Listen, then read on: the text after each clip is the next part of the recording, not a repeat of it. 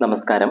മഹാത്മാഗാന്ധി സർവകലാശാല 4 year degree പ്രോഗ്രാമിന്റെ ഭാഗമായി 1ാം വർഷ കൊമേഴ്സ് വിദ്യാർത്ഥികൾക്ക് 2ാം സെമസ്റ്ററിൽ പഠിക്കാനുള്ള മലയാള പാഠപുസ്തകമാണ് ഗദ്യരാജി എന്നത്. അതിൽ നമുക്ക് പഠിക്കാനുള്ള ഒരു പാഠമാണ് നിവേദനം. എങ്ങനെയാണ് നിവേദനം തയ്യാറാക്കേണ്ടത്, എങ്ങനെയൊക്കെയുള്ളതാണ് നിവേദനങ്ങൾ എന്നുള്ള കാര്യങ്ങളാണ് നമ്മൾ ഇതിൽ വിശകലനം ചെയ്യുന്നത്. ഈ ക്ലാസ്സിലേക്ക് എല്ലാവർക്കും സ്നേഹം നിറഞ്ഞ സ്വാഗതം. ആദ്യം നമ്മൾ കാണുന്നത് എന്താണ് നിവേദനം എന്നുള്ളതാണ്. നിവേദനം എന്ന് വെച്ചാൽ ഉത്തരവാദിത്തപ്പെട്ട വ്യക്തികളുടെയോ ഔദ്യോഗികമായ അധികാരികളുടെയും മുമ്പിൽ സമർപ്പിക്കുന്ന ഔദ്യോഗികവും രേഖാമൂലവുമായിട്ടുള്ള അപേക്ഷയാണ് നമ്മൾ നിവേദനം എന്ന് പറയുന്നത്. അപ്പൊ ഇത് സമർപ്പിക്കുന്നത് ഉത്തരവാദിത്തപ്പെട്ട വ്യക്തികളുടെയോ ഔദ്യോഗികമായിട്ട് അധികാരികളുടെയോ മുമ്പിലാണ്. ഇത് ഔദ്യോഗികവും രേഖാമൂലവുമായിട്ടുള്ള ഒരു അപേക്ഷയാണ്. ഇനി നിവേദനം കൊണ്ട് നമ്മൾ ലക്ഷ്യം വെക്കുന്നത് എന്താണെന്നും കൂടെ നമ്മൾ കാണണം. ഈ നിവേദനം കൊണ്ട് ലക്ഷ്യം വെക്കുന്നത് വ്യക്തികളോ സമൂഹമോ നേരിടുന്ന പ്രശ്നങ്ങൾക്ക് പരിഹാരം നേടിക്കൊടുക്കുക എന്നുള്ളതാണ് നിവേദനം കൊണ്ട് ലക്ഷ്യം വെക്കുന്ന പ്രധാനപ്പെട്ട ഒരു ലക്ഷ്യം എന്ന് പറയുന്നത്. ഇനി മറ്റൊന്ന്, പെട്ടെന്ന് പരിഹരിക്കേണ്ട പൊതുപ്രശ്നങ്ങൾ അധികാരികളുടെ ശ്രദ്ധയിൽ കൊണ്ടുവരിക. നിവേദനം കൊണ്ട് ലക്ഷ്യം വെക്കുന്ന പ്രധാനപ്പെട്ട 2 കാര്യങ്ങൾ എന്തൊക്കെയുള്ളൂ? ഒന്ന്, വ്യക്തികളോ സമൂഹമോ നേരിടുന്ന പ്രശ്നങ്ങൾക്ക് പരിഹാരം നേടിക്കൊടുക്കുക. 2, പെട്ടെന്ന് പരിഹരിക്കേണ്ട പൊതുപ്രശ്നങ്ങളൊക്കെ അധികാരികളുടെ ശ്രദ്ധയിൽ പെട്ടെന്ന് തന്നെ കൊണ്ടുവരിക. ഈ 2 കാര്യങ്ങളാണ് നിവേദനങ്ങളുടെ ലക്ഷ്യങ്ങൾ എന്ന് പറയുന്നത്.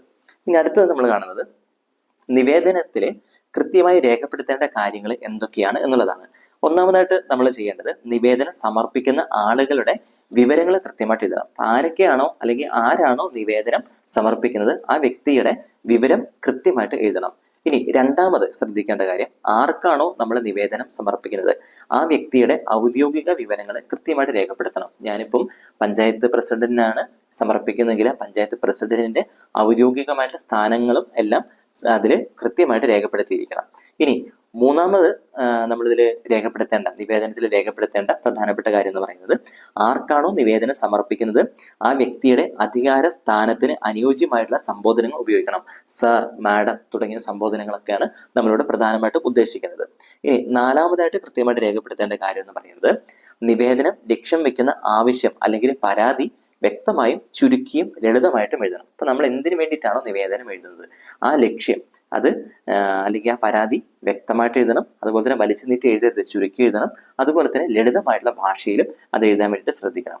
അഞ്ചാമതായിട്ട് നമ്മൾ കൃത്യമായിട്ട് രേഖപ്പെടുത്തേണ്ട കാര്യം എന്ന് പറയുന്നത്, നിവേദനം സ്വീകരിച്ചതിന് ശേഷം എന്തൊക്കെ തുടർ നടപടികൾ ആവാം എന്നുള്ള നിർദ്ദേശങ്ങളും കൂടെ നിവേദനത്തിൽ ഉൾപ്പെടുത്താവുന്നതാണ്. ഇപ്പൊ ഞാനൊരു പ്രശ്ന പരിഹാരത്തിന് വേണ്ടിയിട്ട് നിവേദനം സമർപ്പിക്കുമ്പോൾ ആ നിവേദനം സ്വീകരിച്ചു കഴിഞ്ഞ് തുടർ നടപടികളായിട്ട് എന്തൊക്കെ കാര്യങ്ങൾക്ക് പഞ്ചായത്തോ അല്ലെങ്കിൽ ഭരണസമിതിയോ മുനിസിപ്പാലിറ്റിയോ അവർക്ക് ചെയ്യാമെന്നുള്ള എന്റെ നിർദ്ദേശങ്ങളും കൂടെ നമുക്ക് നിവേദനത്തിൽ ഉൾപ്പെടുത്താൻ വേണ്ടി സാധിക്കും. അടുത്തതായിട്ട് നമ്മൾ കാണുന്നത് നിവേദനങ്ങളുടെ വർഗീകരണം, അതായത് നിവേദനങ്ങളുടെ വിഭജനം. എത്ര വിധത്തിൽ നിവേദനങ്ങൾ ഉണ്ട് നമ്മൾ കാണുന്നു. 2 വിധത്തിലാണ് നിവേദനങ്ങൾ പ്രധാനമായിട്ടും ഉള്ളത്. ഒന്നാമത് പൊതു നിവേദനം, രണ്ടാമതായിട്ട് സ്വകാര്യ നിവേദനം. ഈ 2ഉം നമ്മൾ വിശദമായിട്ട് കാണുകയാണ്. ആദ്യം നമ്മൾ കാണുന്നത് പൊതു നിവേദനത്തെ കുറിച്ചാണ്. എന്താണ് പൊതുനിവേദനം എന്ന് വെച്ചാൽ? പൊതുനിവേദനം എന്ന് വെച്ചാൽ പൊതുവായിട്ടുള്ള ഒരു പ്രശ്നത്തെ നമ്മുടെ അധികാരികളുടെ ശ്രദ്ധയിൽ കൊണ്ടുവരുന്നതിന് വേണ്ടിയിട്ട് ഒരു കൂട്ടം ആളുകൾ ചേർന്ന് സമർപ്പിക്കുന്ന നിവേദനത്തെയാണ് പൊതുനിവേദനം എന്ന് പറയുന്നത്.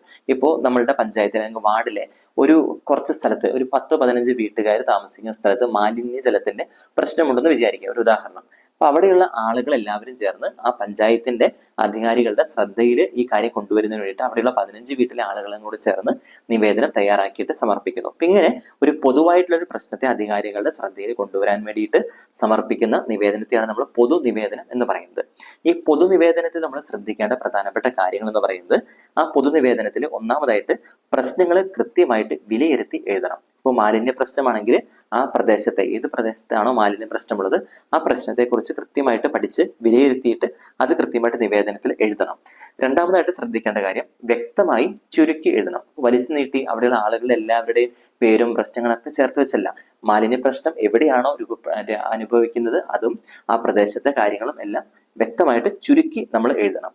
ഇനി മൂന്നാമതായിട്ട് നമ്മൾ ഇവിടെ പൊതു നിവേദനത്തിൽ എഴുതുമ്പോൾ ശ്രദ്ധിക്കേണ്ട കാര്യം, പ്രധാന പ്രശ്നവുമായിട്ട് ബന്ധപ്പെട്ട മറ്റ് വസ്തുതകളും കൂടെ ഉൾപ്പെടുത്തണം. അതായത് മാലിന്യ പ്രശ്നമാണെങ്കിൽ അതുമായിട്ട് ബന്ധപ്പെട്ട ചിലപ്പം മറ്റുള്ള സ്ഥലത്തു നിന്നും ആളുകൾ മാലിന്യം കൊണ്ടുവന്നിടുന്നതാകാം, അല്ലെങ്കിൽ വേറെ സ്ഥലത്ത് നിന്നും മലിനജലം ഒഴുകി വരുന്നതാകാം. അങ്ങനെ പല കാര്യങ്ങളും ഉണ്ടാകാം. ആ കാര്യങ്ങളെല്ലാം ഇതിൽ ഉൾപ്പെടുത്തണം. അവസാനമായിട്ട് നമ്മൾ ഇതിൽ പൊതുനിവേദനത്തിൽ ശ്രദ്ധിക്കേണ്ട കാര്യം എന്ന് പറയുന്നത്, നിവേദനത്തിന്റെ ആധികാരികതയ്ക്കായിട്ട് സർക്കാർ ഉത്തരവുകളോ കോടതി വിധികളോ ഒക്കെ ഉണ്ടെങ്കിൽ ചേർക്കണം. അപ്പൊ നമ്മളൊരു പ്രശ്നം, നമ്മുടെ താമസിക്കുന്ന ഇടങ്ങളിൽ കുറെ ആളുകൾക്ക് ഒരു പ്രശ്നം അനുഭവിക്കുകയാണെങ്കിൽ അവിടെ ഇന്ന കാര്യങ്ങൾ, ചിലപ്പോൾ മാലിന്യം അവിടെ നിക്ഷേപിക്കരുത് എന്നൊരു സർക്കാർ ഉത്തരവുണ്ടെങ്കിൽ അങ്ങനെയുള്ള ഉത്തരവുകളോ കോടതിയുടെ വിധികളോ ഒക്കെ ഉണ്ടെങ്കിൽ അതും കൂടെ നിവേദനത്തോടു കൂടെ സമർപ്പിച്ചു കഴിഞ്ഞാൽ ആ നിവേദനത്തിന് ആധികാരികത കൂടുകയും ചെയ്യും. ഇനി നമ്മൾ കാണുന്നത് ഈ പൊതുനിവേദനത്തിന്റെ ഘടനയാണ്. എങ്ങനെയാണ് പൊതുനിവേദനം തയ്യാറാക്കേണ്ടതെന്ന് നമ്മുടെ പുസ്തകത്തിൽ കൊടുത്തിട്ടുണ്ട്. അതിനെ അടിസ്ഥാനമാക്കിക്കൊണ്ടാണ് നമ്മൾ ഈ പൊതുനിവേദനത്തിന്റെ ഘടന വിവരിക്കുന്നത്. ആദ്യം തന്നെ എന്ത് ലക്ഷ്യത്തിനാണ് ഈ നിവേദനം സമർപ്പിക്കുന്നത് എന്ന് ആദ്യം ചേർക്കണം. നിവേദനത്തിന്റെ ലക്ഷ്യം ആദ്യം ഒരു സെന്റൻസിലോ 2 സെന്റൻസിലായിട്ട് എഴുതുക. ഇനി രണ്ടാമതായിട്ട് ഇത് നമ്മൾ ചേർക്കേണ്ടത്, ഈ പൊതുനിവേദനത്തിൽ ചേർക്കേണ്ടത് ആർക്ക് മുമ്പാകെ സമർപ്പിക്കുന്ന നിവേദനമാണ് ഇതെന്ന് ഒരു സെന്റൻസിൽ ചേർക്കുക. അതായത് ഇപ്പം ഇന്ന സ്ഥലത്തെ ഇന്ന ആളുകൾക്ക് മുമ്പാകെ ഇന്ന സ്ഥലത്ത് ഇന്ന ആളുടെ മുമ്പാകെ ഇന്ന സ്ഥലത്തെ ആളുകൾ ചേർക്കുന്നു. അപ്പൊ അതില് ആർക്ക് മുമ്പാകെ ആരൊക്കെ ചേർന്ന് സമർപ്പിക്കുന്നു എന്ന് തുടങ്ങിയ കാര്യങ്ങൾ വ്യക്തമായിട്ട് ചേർക്കണം. ഇനി മൂന്നാമതായിട്ട് സാർ അല്ലെങ്കിൽ മാഡം എന്നുള്ള ഔദ്യോഗികമായിട്ടുള്ള അഭിസംബോധന ചെയ്തുകൊണ്ട് ഇത് തുടങ്ങുകയും ചെയ്യണം. നാലാമതായിട്ട് നമ്മൾ ഇവിടെ കൊണ്ടുവരേണ്ടത്, നിവേദനത്തിൽ കൊണ്ടുവരേണ്ടത് അവതരിപ്പിക്കേണ്ട കാര്യങ്ങൾ, നമ്മൾ എന്താണോ ഈ നിവേദനത്തിലൂടെ ലക്ഷ്യം വെക്കുന്നത് ആ കാര്യങ്ങൾ ചുരുക്കവും വ്യക്തവുമായിട്ട് അവതരിപ്പിക്കണം. ചുരുക്കവും വ്യക്തമായിട്ട് എഴുതി അവിടെ വെക്കണം. ഇതിന് താഴെയായിട്ട് സാർ അല്ലെങ്കിൽ മാഡം എന്ന അഭിസംബോധന ചെയ്തതിന്റെ താഴെ നമ്മൾ എന്ത് ലക്ഷ്യത്തോടു കൂടിയാണ് നിവേദനം സമർപ്പിക്കുന്നത് ആ കാര്യങ്ങൾ ചുരുക്കവും വ്യക്തമായിട്ട് അവതരിപ്പിക്കണം. അടുത്തതായിട്ട് ഈ കാര്യങ്ങൾ ചുരുക്കവും വ്യക്തമായിട്ട് എഴുതി കഴിഞ്ഞതിന് ശേഷം എഴുതിയതിന്റെ താഴെ വലതുവശത്ത് ഈ നിവേദനം സമർപ്പിക്കുന്ന സംഘത്തിന്റെ നേതാവ് ആരാണോ അയാള് എന്ന് വിശ്വസ്തയോടെ എന്ന് എഴുതിയ ശേഷം പേരെഴുതി ഒപ്പിടുന്നു. അതിനുശേഷം അതിന്റെ നേരെ ഇടതുവശത്ത് ഈ നമ്മൾ കാര്യങ്ങൾ വ്യക്തമായിട്ട് ചുരുക്കി എഴുതിന്റെ ഇടതുവശത്തായിട്ട് താഴെ ഏത് സ്ഥലത്തെ ആളുകളാണോ എഴുതുന്നത് ആ സ്ഥലത്തിന്റെ പേരും എഴുതിയ നിവേദനം സമർപ്പിക്കുന്ന ആ തീയതിയും അവിടെ ചേർക്കണം. അങ്ങനെ അതിനുശേഷം അതിന് താഴെ നിവേദനത്തിന് പിന്താങ്ങുന്ന ആളുകൾ ഉണ്ടാവും. ഇപ്പൊ ഒരു പ്രദേശത്തെ ഒരു 30 വീട്ടുകാർ ചേർന്നാണ് നിവേദനം സമർപ്പിക്കുന്നെങ്കിൽ ആ 30 വീട്ടുകാരും അവിടെ ആളുകളെ, ആ വീടുകളിലെ ആളുകളെല്ലാവരും അവരുടെ പേര്, വിലാസം, ഒപ്പ് എന്നിവ അവിടെ രേഖപ്പെടുത്തുകയും ചെയ്യണം. ഇത്രയും ആകുമ്പോഴാണ് ഒരു പൊതു നിവേദനം പൂർണ്ണമാകുന്നത്. അപ്പൊ പൊതു നിവേദനത്തിന്റെ ഘടനയിൽ നമ്മൾ കാണുന്ന പ്രധാനപ്പെട്ട കാര്യമാണ് ആദ്യം ലക്ഷ്യം എന്താണെന്ന് എഴുതണം, ആർക്ക് മുമ്പാകെ സമർപ്പിക്കുന്നു എഴുതണം, സാർ അല്ലെങ്കിൽ മാഡം എന്ന് അഭിസംബോധന ചെയ്യണം. അതിനുശേഷം കാര്യങ്ങൾ ചുരുക്കവും വ്യക്തമായിട്ട് അവതരിപ്പിക്കണം. അതിനുശേഷം എഴുതിയതിന്റെ താഴെ വലതുവശത്ത് നിവേദനം സമർപ്പിക്കുന്ന സംഘത്തിന്റെ നേതാവ് ആരാണോ ആ വ്യക്തിയുടെ പേരും ഒക്കെ എഴുതണം. ഇടതുവശത്ത് സ്ഥലവും തീയതിയും എഴുതണം. അതിന് താഴെ നിവേദനത്തെ പിന്താങ്ങുന്ന ആളുകൾ എല്ലാവരും പേര്, വിലാസം, ഒപ്പ് എന്നിവ എഴുതുകയും വേണം. ഇതാണ് പൊതു നിവേദനം എന്ന് പറയുന്നത്. അടുത്തതായിട്ട് നമ്മൾ കാണുന്നത് സ്വകാര്യ നിവേദനം എന്നുള്ളതാണ്. അപ്പൊ എന്താണ് സ്വകാര്യ നിവേദനം? നമ്മൾ പൊതുനിവേദനം കണ്ടു, അതിന് നേരെ വിപരീതമാണ് സ്വകാര്യ നിവേദനം എന്ന് പറയുന്നത്. അതായത് ഒരു വ്യക്തി സ്വന്തം ആവശ്യത്തിനോ അല്ലെങ്കിൽ പ്രശ്നമോ രേഖപ്പെടുത്തി സമർപ്പിക്കുന്നതിനെയാണ് നമ്മൾ സ്വകാര്യ നിവേദനം എന്ന് പറയുന്നത്. നേരത്തെ കണ്ടത് ഒരു കൂട്ടം ആളുകളായിരുന്നു പൊതുനിവേദനം സമർപ്പിക്കുന്നത്. പക്ഷെ സ്വകാര്യ നിവേദനം എന്ന് പറയുമ്പോൾ ഒരു വ്യക്തി ഒറ്റയ്ക്ക്, ഇപ്പൊ എന്റെ ഒരു പ്രശ്നത്തെ ഞാൻ ഒരു അധികാരിയുടെ മുമ്പിൽ സമർപ്പിക്കുകയാണ്. അതായത് എന്റെ ആവശ്യമോ പ്രശ്നമോ രേഖപ്പെടുത്തി ഞാൻ സമർപ്പിക്കുന്നതിനെയാണ് സ്വകാര്യ നിവേദനം എന്ന് പറയുന്നത്. ഇനി ഈ സ്വകാര്യ നിവേദനത്തിൽ ശ്രദ്ധിക്കേണ്ട പ്രധാനപ്പെട്ട കാര്യങ്ങൾ എന്ന് പറയുന്നത്, ആദ്യമേ നമ്മൾ ശ്രദ്ധിക്കേണ്ടത് ഔദ്യോഗികവും ആദരപൂർവകവുമായ വാചകങ്ങളോടെ നിവേദനം ആരംഭിക്കണം. ഔദ്യോഗികമായിട്ടുള്ള ഭാഷയോടുകൂടെ തന്നെ നമ്മൾ നിവേദനം ആരംഭിക്കണം.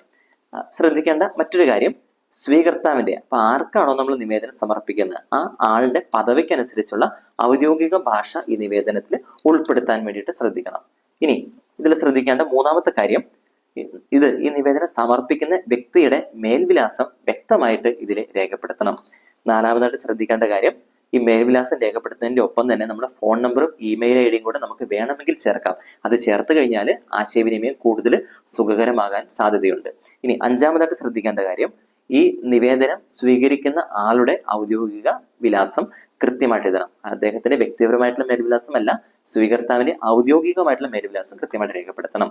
അവസാനമായിട്ട് ശ്രദ്ധിക്കേണ്ട കാര്യം, ഈ നിവേദനത്തിന്റെ സ്ഥലം, തീയതി, സമർപ്പിക്കുന്ന വ്യക്തിയുടെ പേര്, ഒപ്പ്, ഇത്രയും കാര്യങ്ങൾ നിർബന്ധമായിട്ടും നിവേദനത്തിൽ ഉണ്ടായിരിക്കണം എന്നുകൂടെ നമ്മൾ ശ്രദ്ധിക്കണം. ഇനി ഈ സ്വകാര്യ നിവേദനത്തിന്റെ ഘടന, ഇതും ടെക്സ്റ്റ് ബുക്കിൽ കൊടുത്തിട്ടുണ്ട്. അത് വെച്ച് നമ്മൾ അതിനെക്കുറിച്ച് പറയുകയാണ്. ആദ്യം തന്നെ സമർപ്പിക്കുന്ന ആളുടെ പേരും വിലാസവും ഇടതുവശത്ത് ചേർക്കാൻ വേണ്ടിയിട്ട് ശ്രദ്ധിക്കണം. അതിന് താഴെയായി സമർപ്പിക്കുന്ന ആളുടെ പേരിനും വിലാസത്തിനും താഴെയായിട്ട് സ്വീകരിക്കുന്ന ആളുടെ ഔദ്യോഗികമായിട്ടുള്ള പദവിയും ഔദ്യോഗികമായിട്ടുള്ള വിലാസവും അവിടെ രേഖപ്പെടുത്തണം. വ്യക്തിപരമായിട്ടുള്ള വിലാസമല്ല, ഔദ്യോഗികമായിട്ടുള്ള പദവിയും ഔദ്യോഗികമായിട്ടുള്ള വിലാസവും രേഖപ്പെടുത്തണം. അതിന് താഴെ വിഷയം എന്ന് എഴുതിയതിനു ശേഷം നിവേദനത്തിന് നമ്മൾ എന്ത് വിഷയത്തെ കുറിച്ചാണ് സംസാരിക്കാൻ വേണ്ടി പോകുന്നത് ആ വിഷയം ചെറുതായിട്ട് എഴുതുക. അതിനുശേഷം സർ അല്ലെങ്കിൽ മാഡം എന്നുള്ള അഭിസംബോധനയോടുകൂടെ തുടങ്ങുക. അതിന് താഴെ വിഷയം വളരെ ലളിതമായിട്ടും വ്യക്തമായിട്ടും അവതരിപ്പിക്കുക. ഇനി വിഷയ അവതരണത്തിന് താഴെ ഇടതുവശത്ത് സ്ഥലവും അതുപോലെ തന്നെ തീയതിയും എഴുതുക. ഏത് സ്ഥലമാണോ അതും അതിന് താഴെ തീയതിയും എഴുതുക. വലതുവശത്ത് എന്ന് എഴുതിയതിനു ശേഷം താഴെ വിശ്വസ്തയോടെ എഴുതിയതിനു ശേഷം അതിന് താഴെ ഒപ്പും പേരും ഇടുക. ഈ സമർപ്പിക്കുന്ന ആളുടെ ഒപ്പും പേരും ഇടുകയും ചെയ്യുക. ഇതാണ് സ്വകാര്യ നിവേദനത്തിൽ നമ്മൾ ശ്രദ്ധിക്കേണ്ടത്. അപ്പോൾ ഈ പാഠഭാഗം നന്നായിട്ട് വായിച്ച് മനസ്സിലാക്കുക. നിവേദനം എന്താണെന്നും 2 തരം നിവേദനങ്ങൾ എങ്ങനെ തയ്യാറാക്കുന്നു എന്നും കൃത്യമായിട്ട് മനസ്സിലാക്കുക. ഈ ക്ലാസ്സും കേൾക്കുക. അതോടൊപ്പം നിവേദനത്തിന്റെ മാതൃകകൾ പാഠപുസ്തകത്തിൽ കൊടുത്തിട്ടുണ്ട്. പാഠപുസ്തകത്തിൽ നിന്ന് ആ മാതൃകകൾ വായിച്ച് മനസ്സിലാക്കുകയും ചെയ്യുക. എല്ലാവർക്കും എല്ലാവിധ ആശംസകളും നേരുന്നു. നന്ദി, നമസ്കാരം.